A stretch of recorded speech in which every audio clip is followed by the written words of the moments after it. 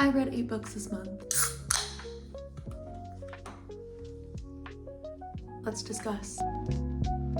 Hello everyone and welcome back to my channel, or welcome to my channel if you're new here. Hi, my name is Liz and today we are going to be doing my April wrap up. So we're going to talk about all the books that I read in the month of April. This was a very exciting month because there were a few new releases by some of my favorite authors. I was able to do a reading vlog finishing some different series, and then I also was able to listen to a few audiobooks that I really enjoyed. So I'm really excited to talk about them. So let's go ahead and get started. The first book that I read this month was Wisteria by Adalyn Grace. This is the third and final book in the Belladonna trilogy. First and second book mainly follow our main character Signa, who is like immune to death. It's definitely got more of like a gothic fantasy feel in this world, but the first two books mainly follow Signa and it's got some sort of mystery that she is trying to solve. And then the second book, Blythe, who is Signa's cousin, ends up getting a few chapters, and then this third book is pretty much mainly told from Blythe's perspective. This was a great way to conclude the series. I ended up rating this book 4 stars. I would say Belladonna was my favorite in the series. This was my second favorite, and then Foxglove would have been my third favorite. I enjoyed the series. I think it's very moody and honestly like the perfect read, especially in like fall or spring. I feel like those are the two seasons that I would read this series in, just because of how moody it is. I don't want to go into too much depth or detail in this one because it is the third book in the series. Also, if you are interested in more thoughts about this book specifically, I do have a reading vlog where I talked about 3 different books, and that's the first 3 of the books I'm going to be sharing in this video. I give way more thoughts in that video, so if you're interested, you can pop on over and watch that reading vlog. The second book I read was in that same reading vlog, and that is Love Unwritten by Lauren Asher. This is a part of the Lakefront Billionaires series. This is the second book in an interconnected standalone series. The first trilogy in this world is The Fine Print. I think it's the Dreamland Billionaire series, I think is that one's called, and this is the spin-off, so it's set in the same world and you get a few characters from that trilogy in here, but it's very brief. This story follows our 2 main characters, Ellie and Raphael. Raphael is a single dad. He has like a 10-year-old son who is slowly going blind. He has this condition. He is also a single dad, like I said, so he's still dealing with some of the issues from his divorce. And meanwhile, we have Ellie, who's actually Raphael's son's nanny slash music teacher, and they definitely have this like grumpy sunshine vibe going on with them. I ended up giving this one 3.75 stars. I think I rated the first book in this series, Love Redesigned, might have been a 5-star or 4.5. It was somewhere, it was really high. I loved that book. This one was okay. I still enjoyed it, and Lauren Asher's writing is so bingeable. Even though her romances are thicker, I still just am able to fly through her stories. Both of our main characters have a lot of issues and a lot of trauma and baggage that they're working through, so it was really beautiful to watch them kind of work through those issues together. If you want more comments on this one, go to that same reading vlog. The third book I read this month, which was the third book and final book that I read in that reading vlog, is Rebel Witch by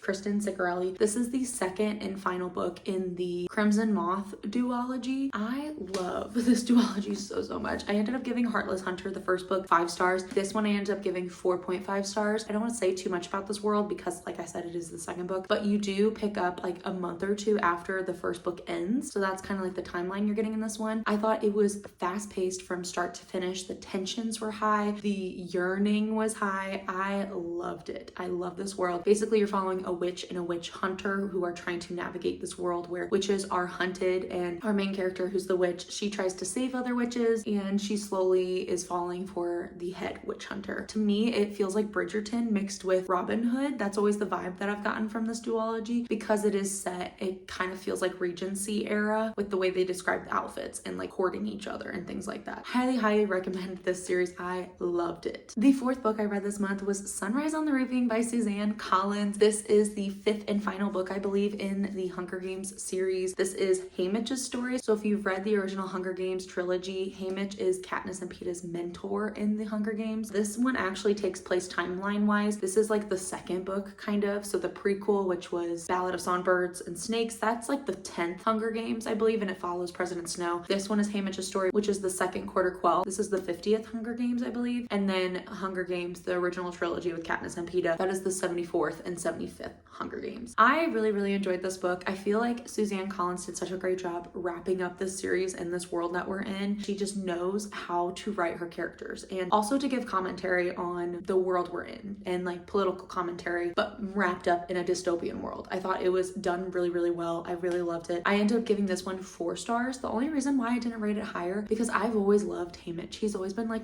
one of my favorite characters in the Hunger Games universe. The only reason why I didn't give it 5 is because I feel like it took a really long time for us to finally get to the games. If you've read the Hunger Games trilogy, you already know kind of like the ending. Like obviously he's the victor, because how else would he be their mentor? But you don't fully know the truth. You don't know exactly what happened in his game. So I enjoyed getting to see that. Also felt like the first half of him being in the games, he's by himself, and like it was just kind of like boring. Like I wanted more action, or at least more interaction with other characters. I didn't get as much as I wanted. I really loved how it all came together though. I love how Suzanne Collins just described this world and how heartbreaking Haymitch's story is, and kind of giving you some closure as well at the end of the book. It just answered a lot of questions, and it also gave a lot of Easter eggs and tied together the prequel as well as with the trilogy, and I feel like it made sense, and it was so beautiful. I would recommend reading this last. Read it in the publication order. The next book that I read was Great Big Beautiful Life by Emily Henry. I read this and I ended up giving it 4.5 stars. I love Emily Henry. She is my all-time favorite romance author. I knew going into it that I should not expect a romance heavy book. A lot of her books are more literary fiction with a side plot of romance, and going into this one, knowing what she kind of said before it was released, that this was going to be different from her previous books, I feel like that would definitely helped me going into this one, because she kind of switching it up with this one. If you've ever read The Seven Husbands of Evelyn Hugo, definitely feels like that book with the story and the way the story is told. You're following our 2 main characters who are both writers, and they are both fighting for the chance to write this infamous woman's biography. They are on this small island with this woman for a month, and they're both like going and meeting with her, talking to her about her history, her family story, and also her relationships with people, and trying to slowly piece together her life. And then at the end of the month, she will pick who will actually get it. So you're getting so much background on this woman that they're writing the story on, which makes sense considering that is the whole point of them being on this island. But also the whole time there's like this mystery that you're trying to solve, as well as you're slowly watching our 2 writers kind of fall in love with each other. I thought it was really funny because at the beginning it definitely felt like both characters judged each other based on first appearance and first impressions, and then you slowly get to see how their perceptions change on each other, and I really loved watching that. I loved watching our main guy character just totally fall head over heels for our girl. She was just a great character overall. She was very sunshine and happy and positive, and I just loved reading about her and her life. They both have their own baggage that they're dealing with, and so I feel like it was just beautiful how she was able to blend together a history with present day, and also you're getting to see how just the smallest thing in your life, in your ancestry, can make an impact on you in your life. I also have a reading vlog on this book. If you're interested in more thoughts and opinions on this book, go watch that reading vlog as well. While I was reading Great Big Beautiful Life, I actually started listening to The Staircase in the Woods by Chuck Wendig. I listened to this as an audiobook and I really, really enjoyed it. I am not a horror person, and reading this was probably the first horror book that I've actually enjoyed. I ended up rating this 4 stars. If you know anything about Staircases in the Woods, there's a lot of conspiracy theories surrounding Staircases in the Woods, and how like people will go out and there's like this pristine staircase. No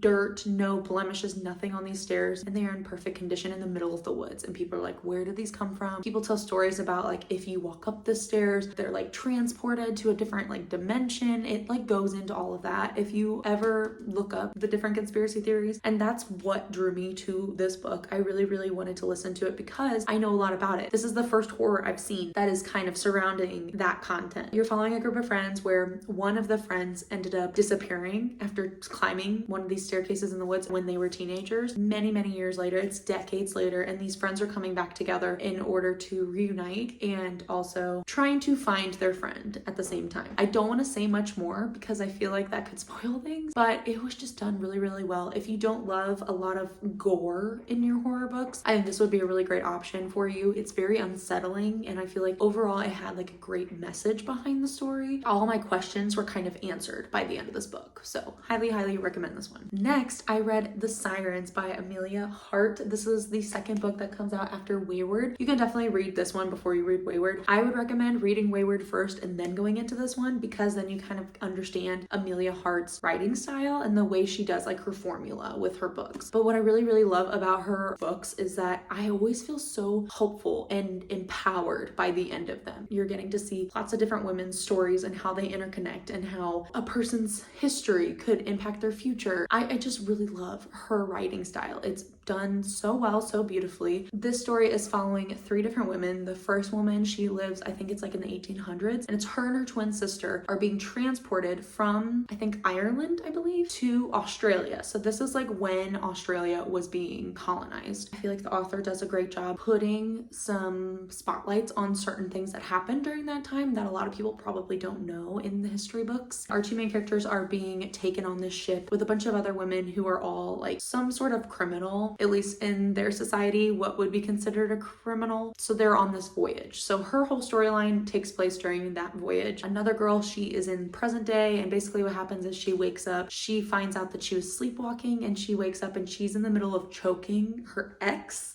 while he's sleeping. And so she ends up running away because she's confused. She doesn't understand what's happening. She's having these weird dreams. So she goes to her sister's cottage in a different town, in like the seaside town. And while she's there, she discovers her sister's journal or her sister's diary. And that's whenever you start to get her older sister's point of view as well. You get her background, her story, and her history whenever she was growing up. It's all done just so well. The way all 3 women's timelines like intertwine throughout this story was really, really beautiful. And I highly, highly recommend this book. And the last book that I read is called Out of Air. That is actually another audiobook that I listened to. So that was the final book that I listened to this month. And basically this world, it's following a group of friends who are all scuba divers, and they actually do like underwater like photography, and that's how they have their business running. They've discovered treasure in the ocean. Definitely feels like Outer Banks in some parts. But our group of friends ends up discovering this cave in the middle of the ocean. And basically when they go in this cave, there's myths and legends about this cave where if you go in and you breathe the air inside of the cave, you will start to slowly morph and change into something new. Like the cave is like changing you. 2 of the friends end up breathing in this air, and you're watching this transformation take place. So it's a little bit of a mystery trying to figure out what's going on with them, as well as trying to fend off other treasure hunters who are wanting the gold that they have found. And this cave is like legendary. Barely any people know where it's located, but it's got a little bit of magic thrown in there. And while I was reading Sirens, I'm in like a summery mood. Like I want to read books about the beach or the ocean. So while I was reading that, I wanted to listen to another book that had to do with the ocean.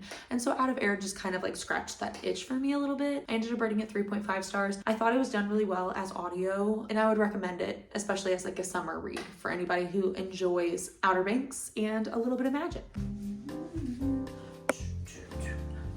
And that is gonna be it for today's video. I hope you guys enjoyed. Hopefully this gave you some new books to put on your radar, and hopefully you enjoyed listening to my thoughts and feelings on each of these books. This was fun. I really enjoyed this month, and I'm really excited for this upcoming month. I have some really fun videos coming and heading your way. So thank you so much for watching once again, and I will see you guys in my next video. Happy reading. Bye.